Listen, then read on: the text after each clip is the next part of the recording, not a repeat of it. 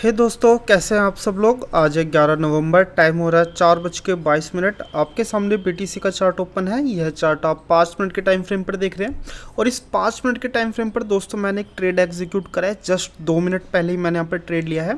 And then ये मैंने trade लिया क्यों है, इसका मैं आपको रीज़न बता देता हूँ। देखो, सबसे पहले रीज़न क्या है कि आपको यहाँ पर एक कंसोलिडेशन दिखाई दे रही होगी। मैं आपको थोड़ा सा इस चार्ट को जूम आउट करके दिखाता हूँ।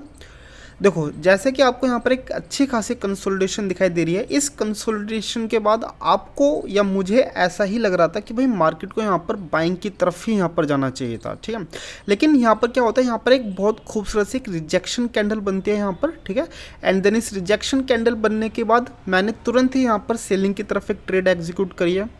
एंड देन दोस्तों, पहले बताने से पहले मैं जस्ट अपना प्रॉफिट थोड़ा सा सिक्योर कर लेता हूँ, क्योंकि कुछ पता नहीं है कि यहाँ पर एक स्पाइक आ जाए और मेरा एसएल हिट हो जाए, ठीक है। तो पहले तो प्रॉफिट अच्छा ही चल रहा था एंड देन आपके सामने जस्ट मुझे लग रहा है कि ये एक स्कैल्पिंग ट्रेड ही होने वाली है, ठीक है जी। लो, आपसे बात करते करते यहाँ पर मेरा एसएल हिट हो चुका है। मैंने जस्ट 2 मिनट पहले ही मैंने यहाँ पे ट्रेड लिया था एंड देन यहाँ पर मेरा एसएल हिट हो चुका है। तो देखो क्या है कि एसएल तो हिट होते रहते हैं, लेकिन सबसे ज़्यादा इंपॉर्टेंट वाली बात क्या है कि जब भी आप यहाँ पर ट्रेड लीजिए तो फिर आपको अगर थोड़ा सा भी प्रॉफिट अगर आपको सिक्योर करने का अगर आपको मौका मिल रहा है तो प्लीज़ उस प्रॉफिट को सिक्योर कीजिए। आपके चार्ट पर जो आपको प्रॉफिट दिख रहा है करीबन $400 का, $500 का, वो असली प्रॉफिट नहीं होता। असली प्रॉफिट कौन सा होता है कि जिसको आप सिक्योर करते हो, जो आपकी जेब में जाने वाला है, ठीक है। देखो, मुझे तो इस रिजेक्शन कैंडल पे काफ़ी अच्छा खासा भरोसा था और ज़्यादातर मैं ट्रेड कुछ इस तरह की रिजेक्शन कैंडल पे ही मैं लेना यहाँ पे पसंद करता हूँ। लेकिन आपको कितना भी भरोसा क्यों ना हो, लेकिन फिर भी 1% 2% चांस ऐसे होते हैं जहाँ पर मार्केट में रिवर्स आता है, ठीक है।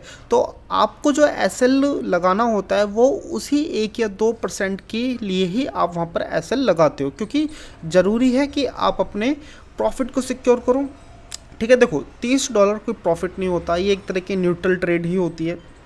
लेकिन फिर भी अगर आप वहाँ पर लॉस करने वाले हो तो उस लॉस से बचने के लिए अगर आप वहाँ पर $5 का भी प्रॉफिट ले रहे हो तो वो प्रॉफिट भी काफ़ी अच्छा ही होता है, ठीक है।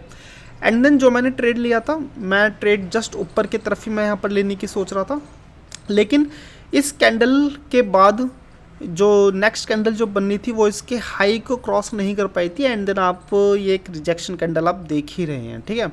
एंड देन देखो, आप चाहो तो यहाँ पर आप बाइंग की तरफ एक ट्रेड एग्जीक्यूट कर सकते हो, लेकिन यहाँ पर कोई ट्रेड लेने का कुछ ऐसा मतलब नहीं है, क्योंकि देखो ये एक तरह की रेंज में फंसा हुआ है, ठीक है। आप इसको एक कंसोलिडेशन वाली ही रेंज बोल सकते हो और यहाँ पर कुछ अच्छा खासा यहाँ पर आपको पैटर्न भी देखने को भी नहीं मिल रहा है, ठीक है।